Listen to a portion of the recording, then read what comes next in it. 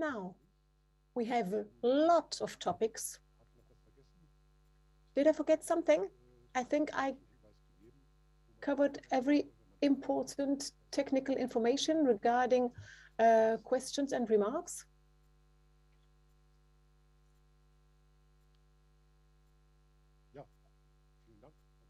Thank you. Thank you. Yeah, somebody told me, okay, Miss Minister, yes, it's a kind of improvisation today. I forget to mention the video and to mention our Minister Puttrich, who made all this possible. Now I get what you told me. I have to announce the video. Okay, so it's a direct event, a live streaming event. So now I would like to give the floor to Lucia Puttrich, Hessen Minister for Federal and European Affairs.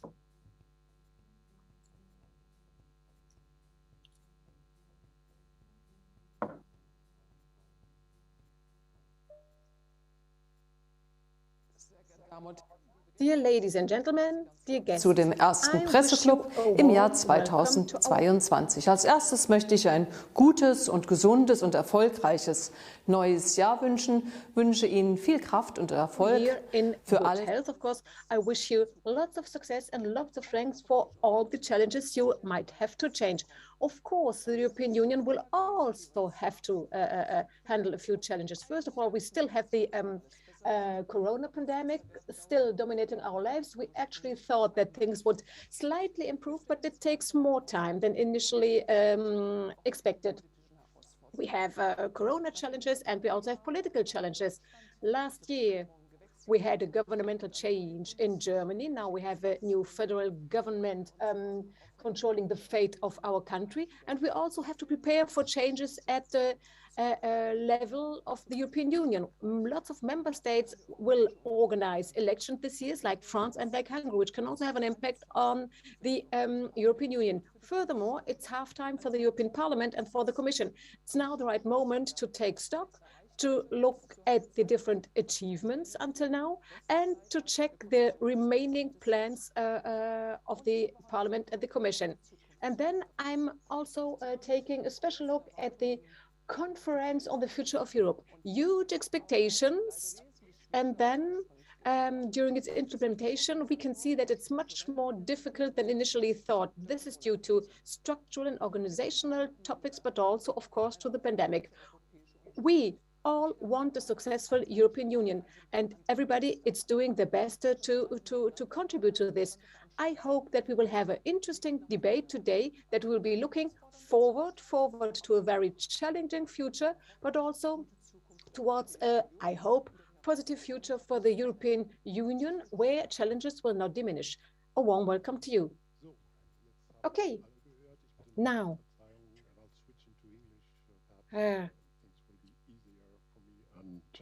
For you as well, because we agreed that we all speak in a language that isn't our mother tongue. Although I know that Isabelle would find it fairly comfortable to speak in a different language that Thomas and myself tend to master fairly well. Europe in upheaval, that's the theme of today's panel discussion. And there are plenty of issues at stake. Of course, we still have the pandemic. We have the issues relating to climate change, tensions in the East. Remember the events in Kazakhstan and also Ukraine, Russia. We have a new German government. We have the French presidency and many issues that come up. But one point that comes to mind, of course, is the sad news of President David Sassoli of the European Parliament passing away. We had this news early this morning, and tributes were paid to this gentleman from Florence, who in difficult times managed, I think, to keep the Parliament working, and so we associate ourselves to the tributes to David Sassoli, and of course we think of his family and friends. But perhaps turning to Isabelle, do you have a specific memory of what David Sassoli meant? I think what I will remember is that when the pandemic started and there was the confinement, he opened one of the buildings of the European Parliament for vulnerable women so that they could stay there. And he also opened the kitchen of the European Parliament to the Brussels Association so that the Parliament could help the city during this pandemic. And it was maybe one of the first time when I really saw this interaction between Brussels and the institution. I thought it was very humane, and I remember him for that. Yeah, that's a very, very interesting point, because he was a former journalist as well. Thomas, what do you remember? He has been, in my view, a surprisingly emotional person. He's been restrained when he spoke, but you could sense that at times he was broiling from the interior, and especially when it came to issues of human rights, democracy. He was a very principled person on this, and I think he has to be credited in many ways, but especially for keeping the parliament open.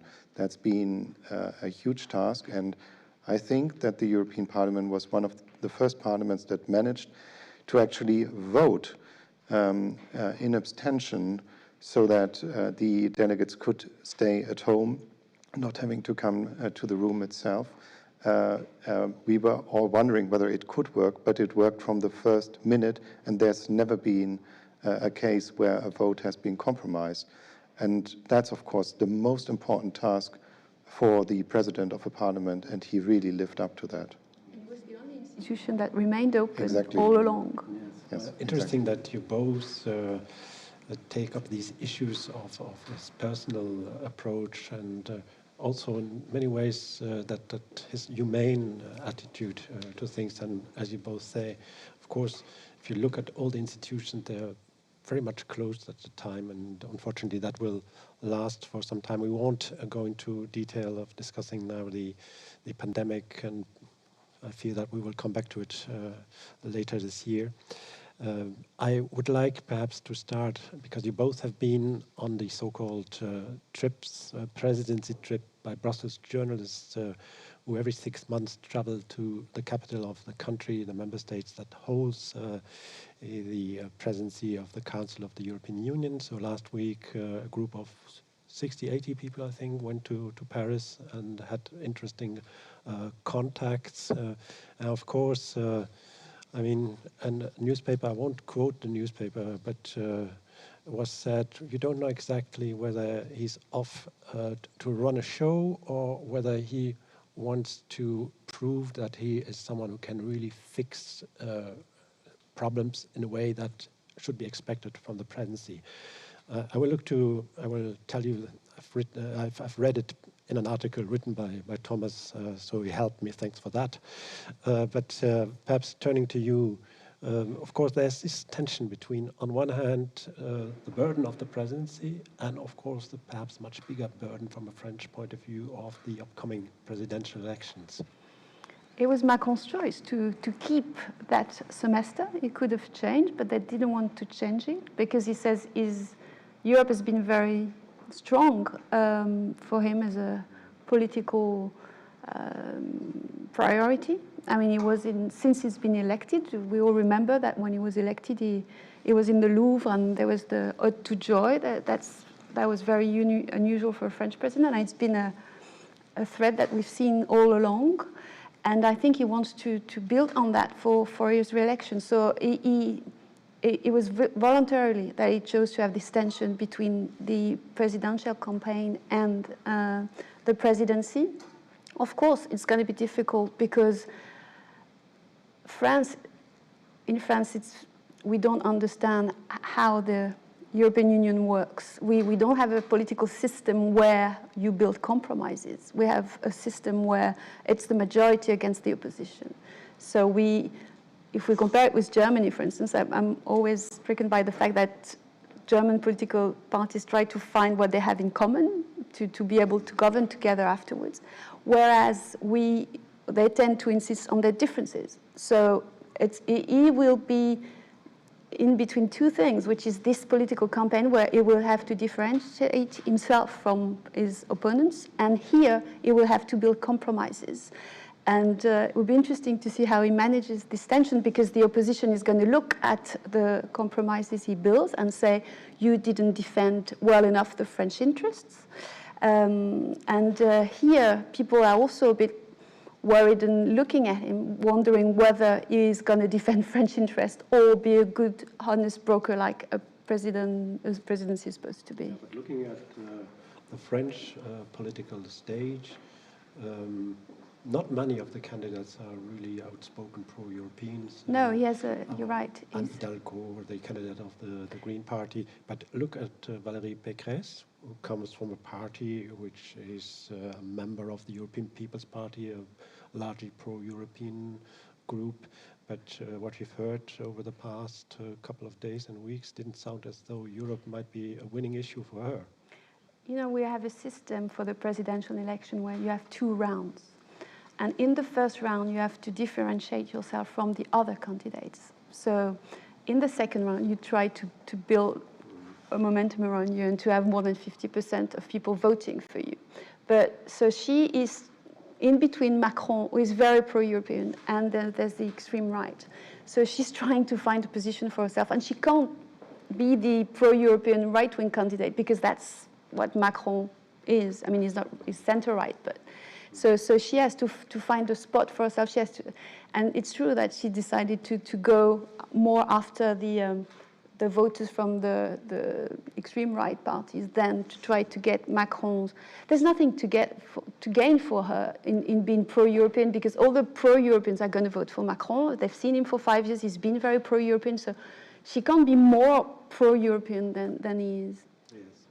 Did you experience that sort of tension when you went to Paris, when you heard people speak to you? Yes. First of all, I think they are very professional and they are very well prepared. And that's, of course, the first point, because that's separate from what we're saying. But you sense and feel when you speak to a new presidency, if there is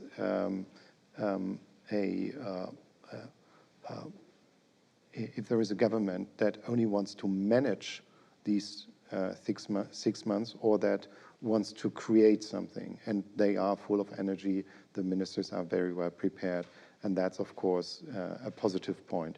But then when you look at the calendar, it looks as if France wanted to prove that you could do a council presidency within 3 months instead of the regular 6 months, because everything has been put into the first 3 months, and there's virtually nothing in the second half of the presidency. Also a flurry of informal summit all meetings. The informal meetings. Informal ministerial meetings. Everything, yes. Everything is taking place in the first 8-10 weeks of the presidency.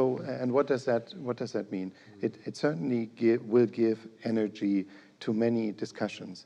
But I think the way normally the business works here is that then you have to be persistent. You have to keep on, and as we know, many of the successes of a presidency only come in the last days or weeks, when you have the trilogue meetings and when every country needs to make up its mind whether, waiting and delaying will give them more benefit than closing an issue under this presidency. And when all the focus is on the first 3 months, I wonder how it will be in the second half, whether there will still be this energy. And then, of course, we also have to keep in mind it may not be Macron who is the president returning to office. If Valérie Pécresse makes it to the second round, I think she has a fairly good chance of beating him. You agree? It's open, yeah, it's true on the second round. I mean, the latest, I looked at the polls this morning, and they were saying Macron has got he's got a head start. He's polling at 27%, and for the first round, and she's polling around 17, 16, and Marine Le Pen is 2 points behind her. So yeah, if it's Macron against Pécresse, it will be a tighter race at the second round, and it might be difficult for him. Yes. She has the potentially bigger reservoir of votes. But if she manages, of course. The presidency will be more or less done. So as far as the European impact is concerned, it will be not as important. No, but that's, I think, is... In the long run, perhaps, yes. Yeah, and that, of course, is, I think, the core argument why I think it would have been wise to change this presidency and not have it taking place during an election cycle. We also have the parliamentary elections in June that will consume a lot of energy in France. Because, in fact, if another president returns to the Élysée, this is not his or her program. And so I think then basically the presidency will be over. Yes, we've had it, I think, in 1995. The European Council presidency. Jacques Chirac won the elections, and we had a very nice summit meeting in Cannes.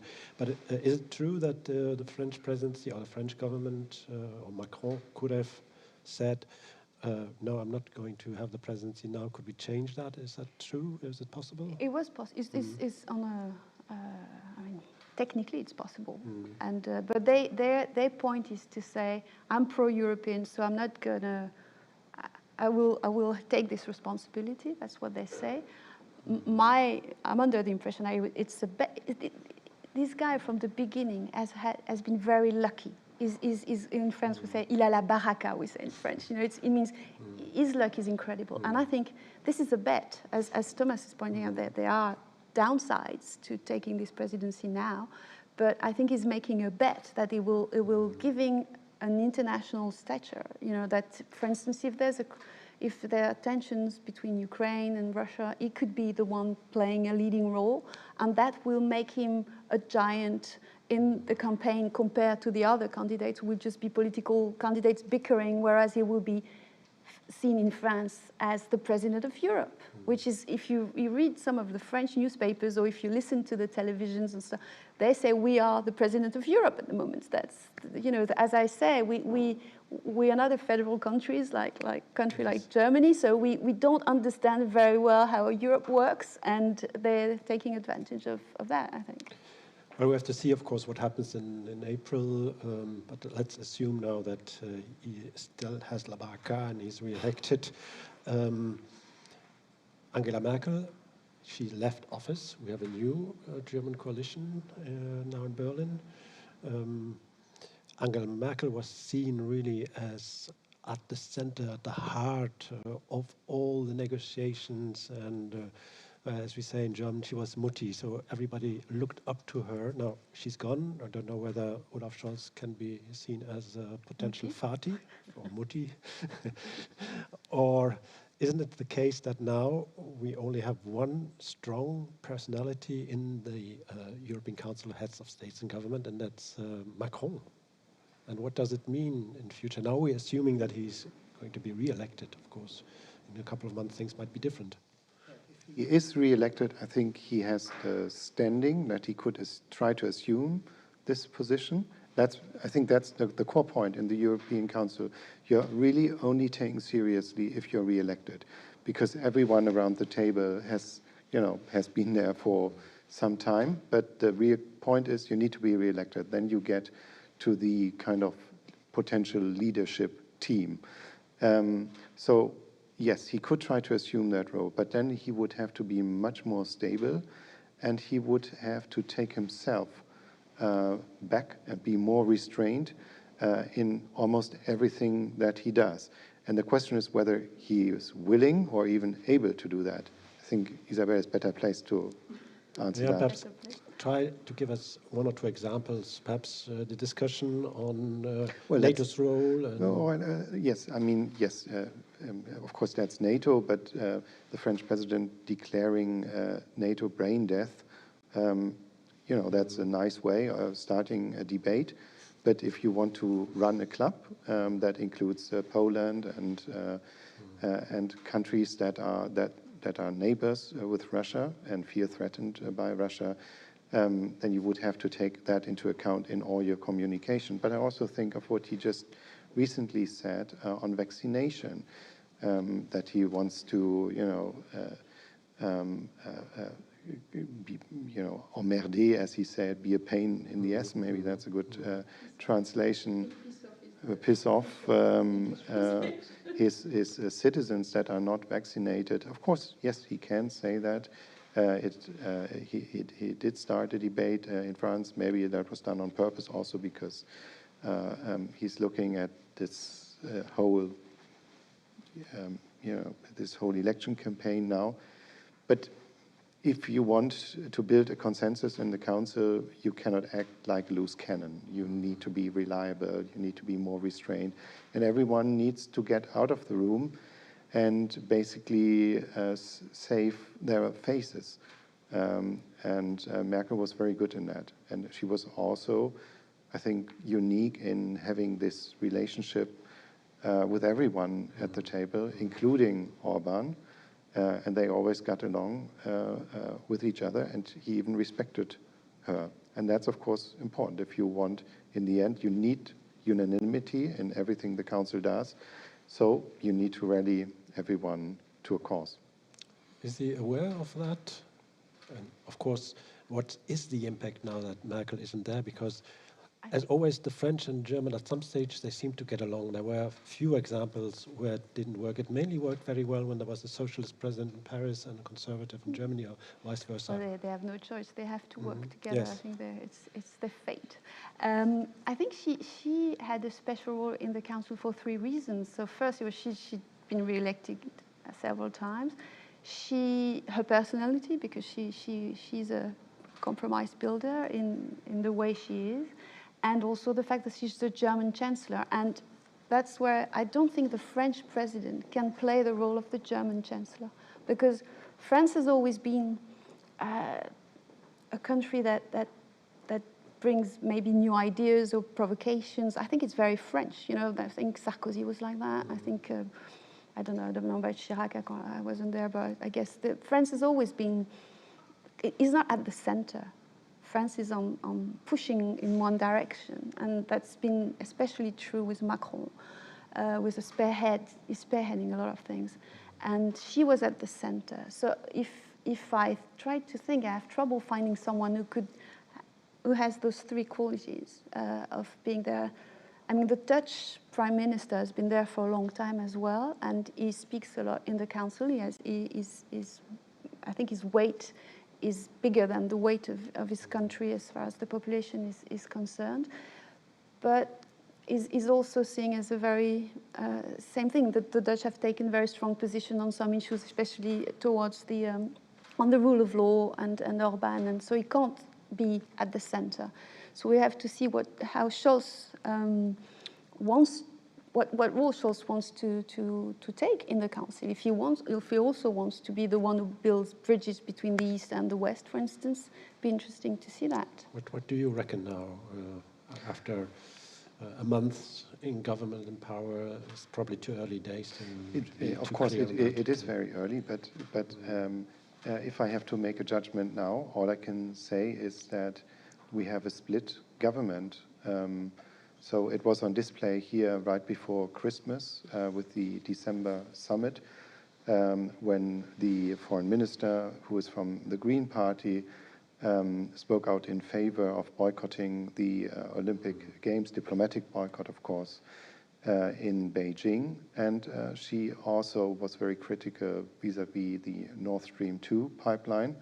And then a few days later, Scholz was here and he said, this is just a private enterprise and there's no political implications, which was, by the way, a leap back way behind Merkel, who had in the end and who did concede that there are geopolitical implications of this project. So what was on display here in Brussels was that the Greens and the Social Democrats were at odds with each other. And this is continuing now in the new year with this infamous taxonomy discussion, where the Green Party does not want to recognize nuclear power as a transition green technology, whereas the Social Democrats do. So again, they are split, and Germany will abstain in the vote, and that's the continuation of something that has been seen in Brussels for a long time. If we have coalition governments that disagree, then Germany takes a step back, and just abstains in voting and does not take a leadership role. And I'm afraid to say, or we can say now, is that's exactly this government is in, although it started saying that it wanted to break out of this. Well, I take your point, and of course we will see what will happen, but I'll perhaps take up one issue, and that's the discussion on the reform of the Stability Pact on Economic and Monetary Union. Isabelle, you alluded to Mark Rutte. Mark Rutte is someone who was, like most traditional German finance ministers, even Olaf Scholz, and to a certain degree, strongly opposed to what they deem as softening up the criteria. But this discussion has started, and we have, from the liberals in the government, we have also a shift in position, which was, of course, also made easier because of the discussion surrounding the European Recovery Program in relation to the pandemic. But there's a certain shift there. Also in the Netherlands, we have a new Minister of Finance, Sigrid Kaag, who is very strongly pro-European.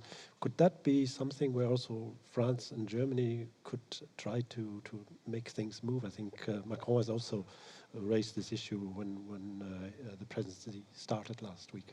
Yes, it's interesting because a few weeks ago, when you talk to French officials, they were saying that they didn't want the Stability Pact and its reform on the agenda during their presidency.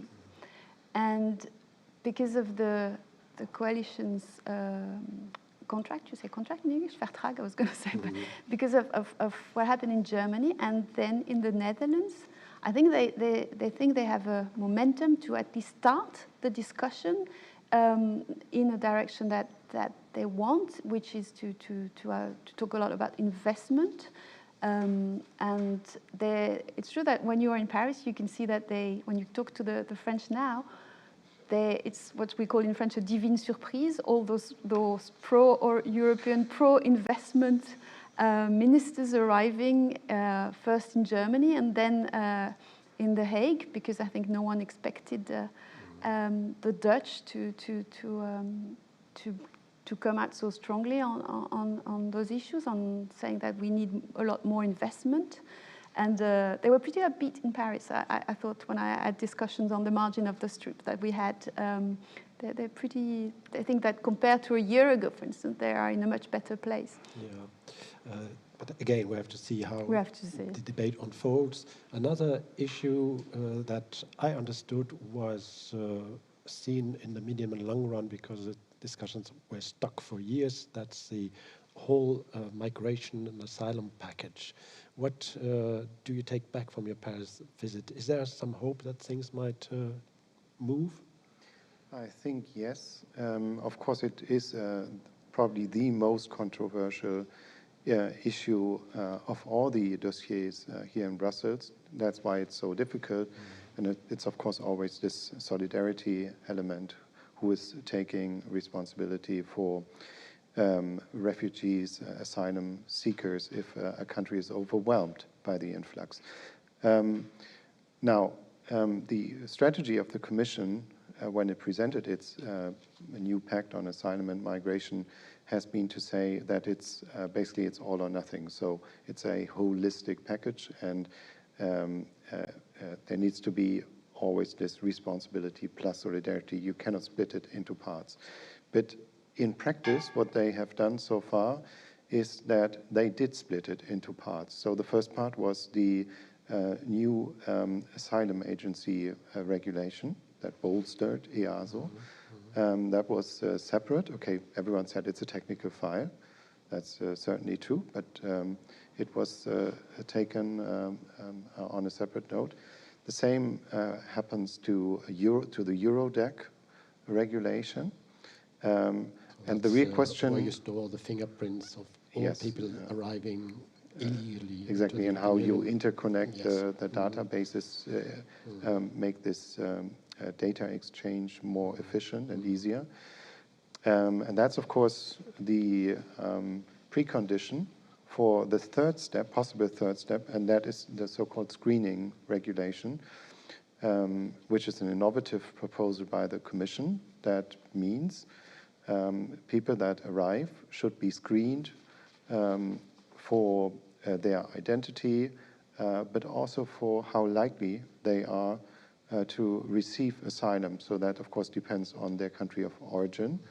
And if once that is established, there should be a speedier procedure for those that have a lesser chance to get asylum. They would be held in detention centers.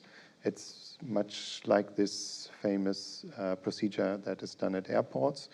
You get your decision in a short time. You're not considered to be on the territory legally of the country you arrive in, which makes it easier to return you.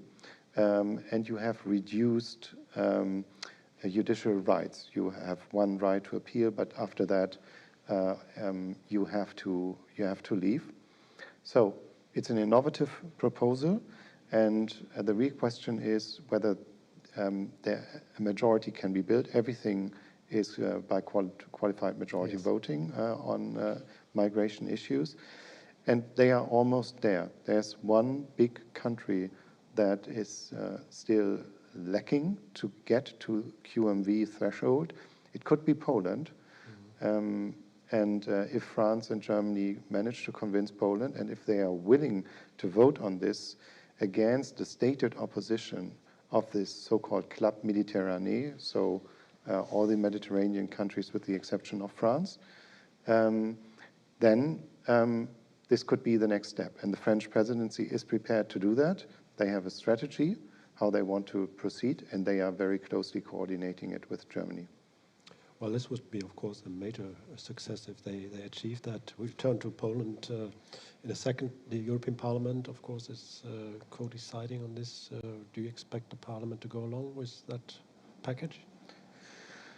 I mean, those issues are the problems are more the countries. So I guess if they find a majority in the council, I think the parliament will follow.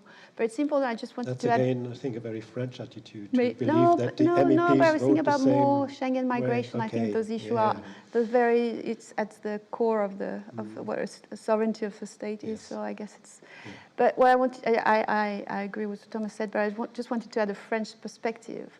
When Macron did his very long press conference at the beginning of December to present the priorities of the French presidency, it started, which was quite a surprise for a lot of us, it started by the migration Schengen subject. And this is where the presidential election in France plays a role, because this is really, that's very different than from the campaign you had in Germany, where migration was never an issue. Our campaign is very dominated by identity, migration problems. So if he manages to bring home something on those issues, it will be very important for him on the domestic front as well. And Darmanin, the French interior minister, has been, the point man on those issues. So if he manages to do something at the European level, it will be very, very important for the campaign and the election. But it has to be done quickly if it's going to I happen think their in the aim campaign. is to at least get the other countries to agree to this. They have their strategy is to have a 3 steps approach. So they divide the pact in 3 different approaches, a gradual approach, and they want an agreement from the 27 at the informal Justice and Home or maybe just Home Affairs, I don't know, Council, which is, I think, at the beginning of February in the north of France.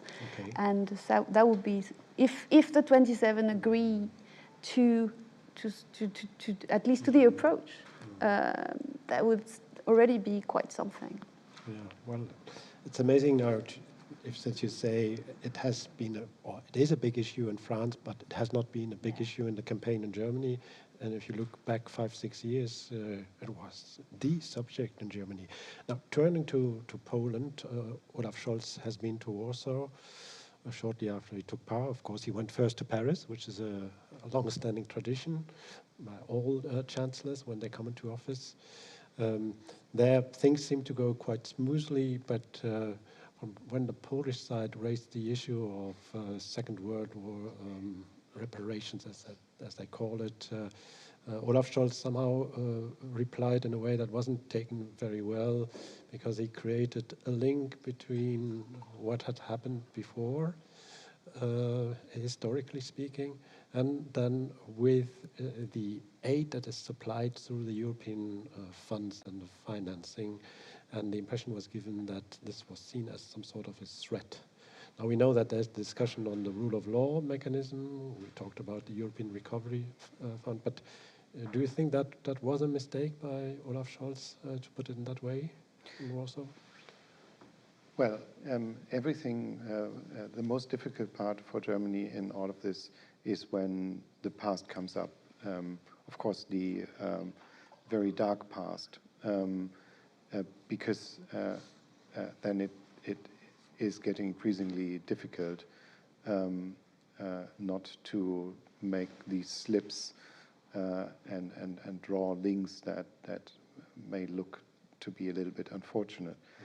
But, you know, leaving this apart, it's clear that this is a tense issue, and it strongly divides the European Union. But there's no easy way out of it. The recovery money is not being paid out for the moment, both for Hungary and for Poland.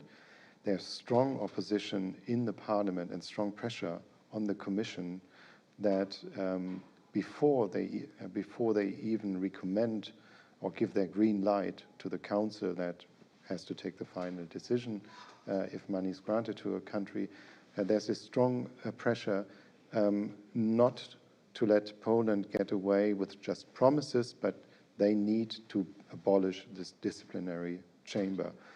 And that's very contentious. As we all know, Poland is being fined. It pays 1 million euro per day just because the disciplinary chamber keeps existing. I think they have the amount they are due to the Commission or to the common budget is more than 100 million euros now. That's a considerable amount, and that will be a very contentious point. And then we have a second discussion about this rule of law conditionality within the new budget framework, where we're waiting for the decision of the European Court of Justice, whether the regulation is in compliance with European law. The expectation is that it will decide in the next 2 months, and that it will rule it is in compliance, and then it will be up to the Commission to start a new procedure.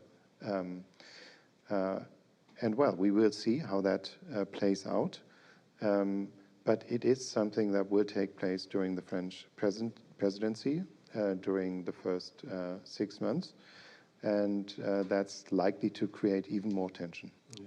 The underlying, of course, this debate on regulations, on conditionality is really a core problem.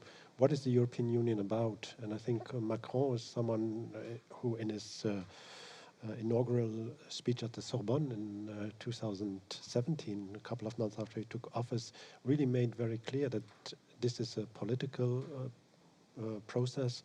It is about common values, democracy, which is, of course, one of the most important issues for the Central and Eastern European countries to join the European Union after the Iron Curtain fell. And now these countries, Hungary is one country, Poland, unfortunately, Tomasz Bielecki is not here. He could have told us a number of things also about how governments go about with the independent press, all these issues. How can we really combine that? I mean, Macron is someone, he's not born in 1789, but égalité, liberté, fraternité are really principles that are also enshrined in the European constitutional thinking. He has the presidency. So it's interesting because in the last 6 months, he toned down his criticism. He's gone to see Orbán in Budapest, for instance. So sometimes you have the European Affairs Minister, Clément Beaune, who will voice some criticism, or who did that the last few months. But Macron hasn't done it for a while now, because he knows that he can't afford to make enemies if he wants to get some results, especially on the first months. There was this fear in France that Poland and Hungary might block the council from functioning because they were not getting the money. We don't see that coming for the moment, so I guess that's pretty good news. But it's true they will have to deal with that. Their answer for the moment is to say that it's a Commission issue, because as long as the Commission hasn't given the green light to the two Hungarian and Polish plans, then the Council doesn't have to take care of it, which is, so I think they want the Commission to sit on those plans as long as possible. They said they would have some Article 7 discussion in the Council on Poland and on Hungary during the presidency. So they will do what they have to do, but I don't think they will go much farther than that.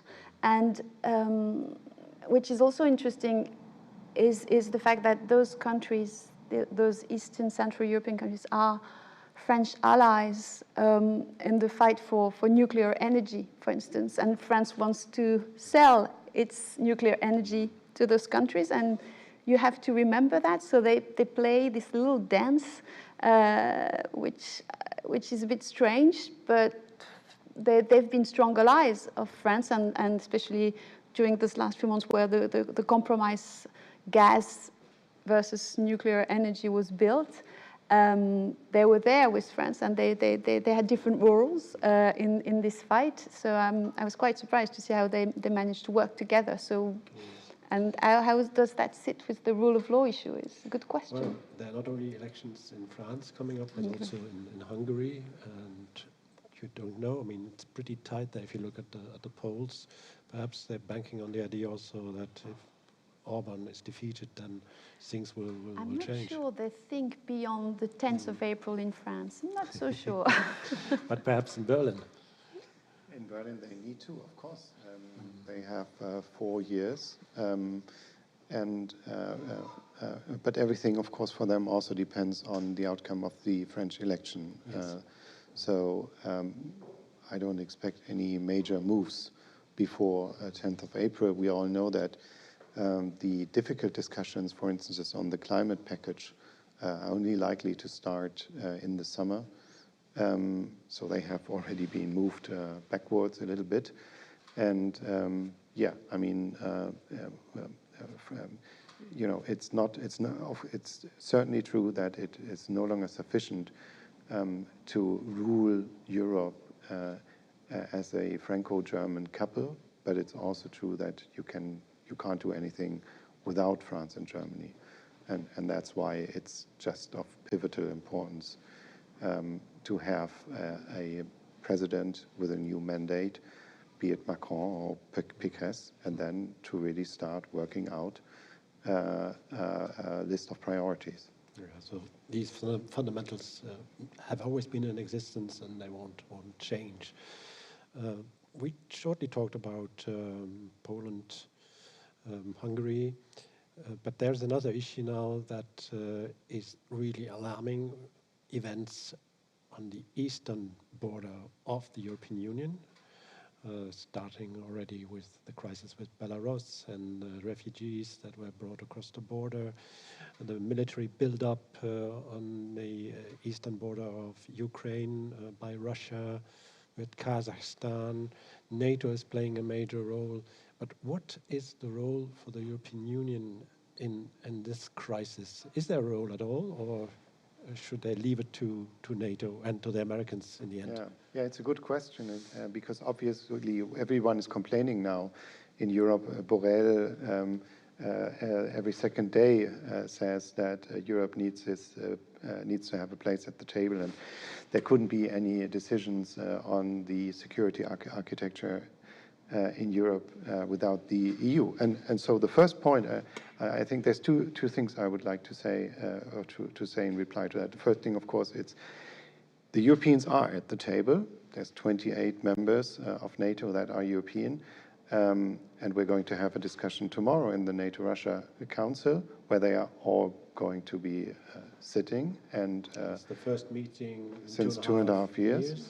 And then on Thursday, there's going to be an OSCE meeting in Vienna, also involving Russia.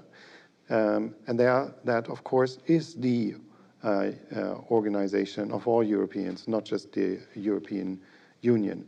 So the real question would be, what is the place, or what should be the place of the European Union as an institution in such talks? And I have to say I'm very hesitant, because I believe that in the current context, all that could be discussed is the future of the Eastern partners, especially Ukraine, with regard to membership in the European Union.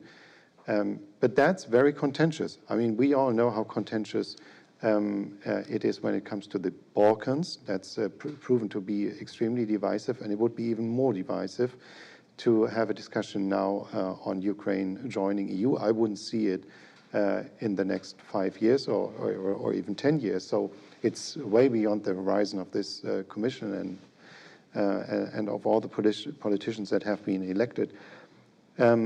But more importantly, do we want to have or start such a discussion with Putin? Do we want to discuss it with him? Because that's what Borrell, for instance, is calling for when he says he wants to sit down with the Russians.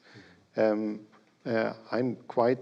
think it's quite happy that, it's quite a positive signal that Russia so far has not put EU membership of Ukraine on the table, just NATO membership.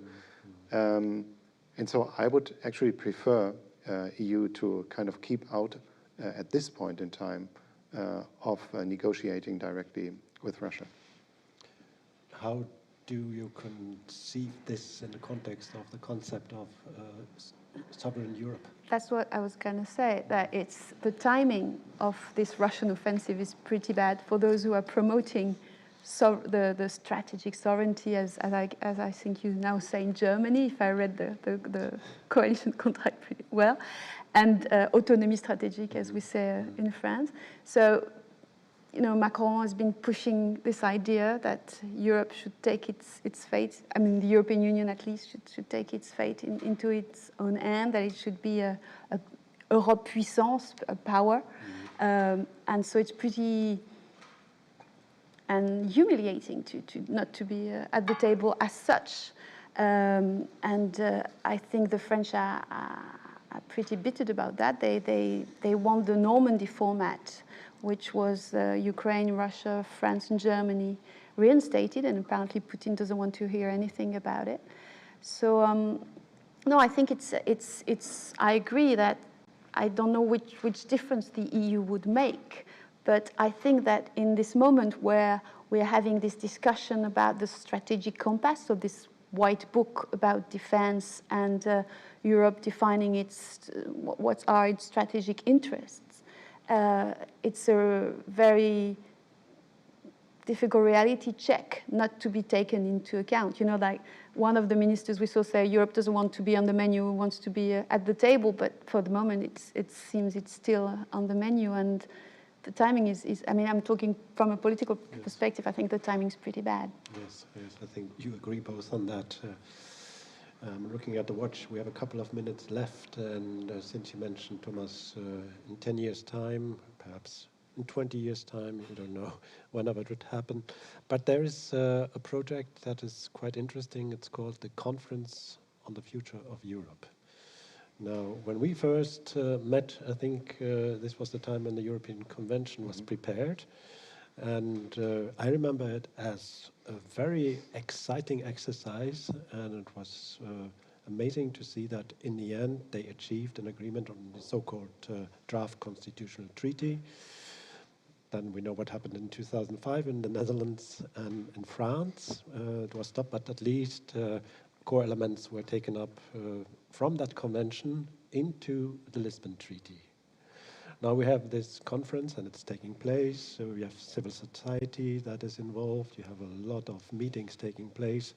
But is there any point at all, I would just put it bluntly, to start this exercise again if you look at the different sensibilities in the European member states? Well, I think there certainly is a point, but the main thing I would say is it's not exciting. I remember it as much as you do.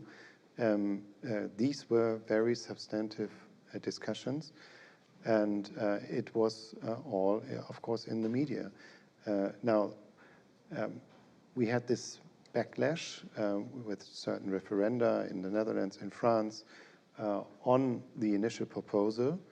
And the kind of lesson learned here in Brussels was next time to do it differently and to involve citizens at the beginning, not just at the end. And that's the experiment that plays out now. But I have to say, so far, I'm pretty skeptical. It's a better way of getting forward.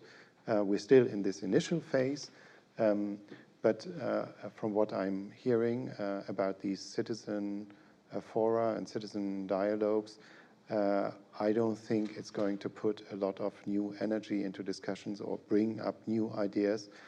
It may be a dead-born child and a lost opportunity, and that's of course also because the two institutions, Parliament and the Council, did not manage to take the energy from the European elections and start it right off. There was this COVID situation, but that is not sufficient explanation. We had a row about the leadership. The Parliament insisted, or leadership of the Parliament insisted, that Verhofstadt should run the show, which the Council did not want at all. And that led to a standoff and to a waste of 1 year. Yes. Well, we have to remember that Guy Verhofstadt was the Prime Minister at the time when the convention was launched. He was someone who was really very, very pushy.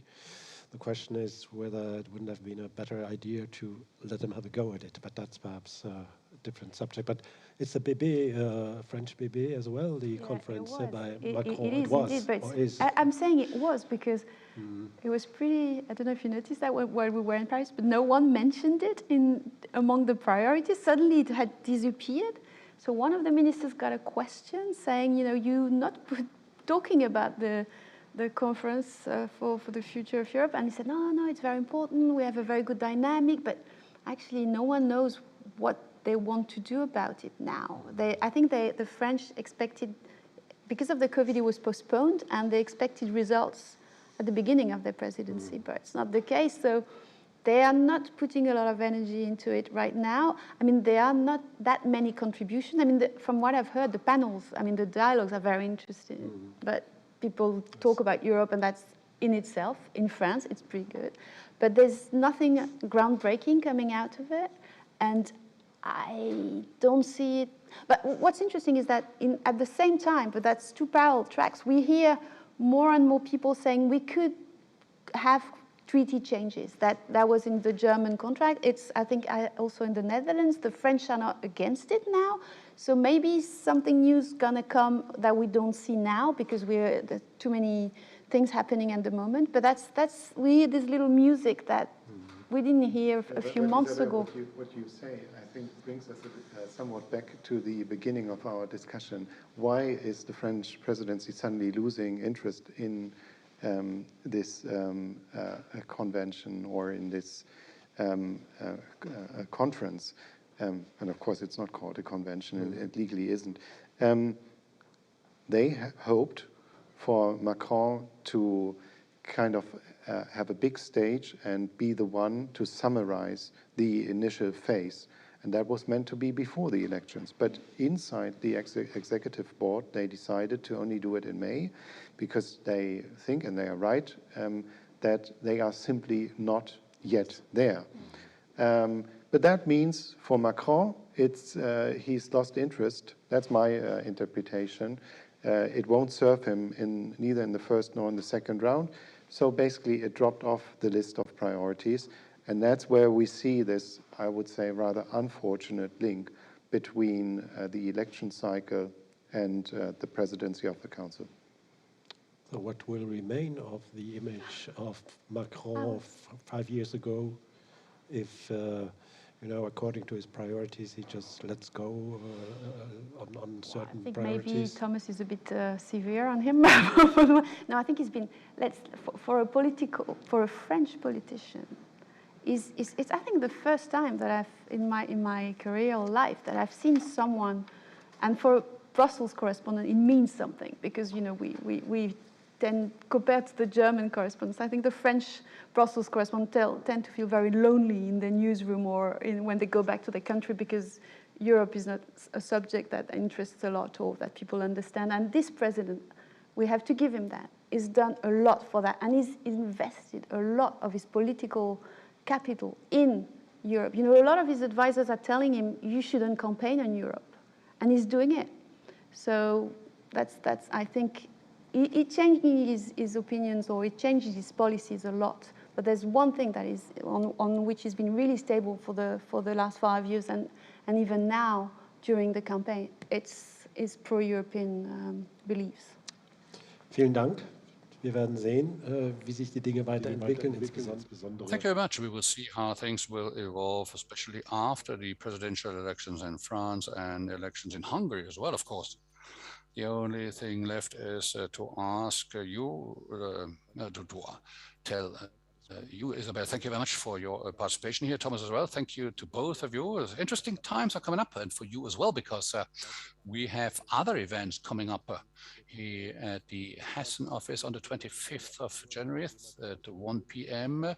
Effects of Basel III on the property finance. Is the Commission proposal sufficient? And the next day, half an hour later at 1:30, so that's for tomorrow, Digital Leaders Roundtable Hessen. This is the upcoming program. Thank you very much for participating today, and good day, goodbye from the Hessen representation. Thank you and goodbye.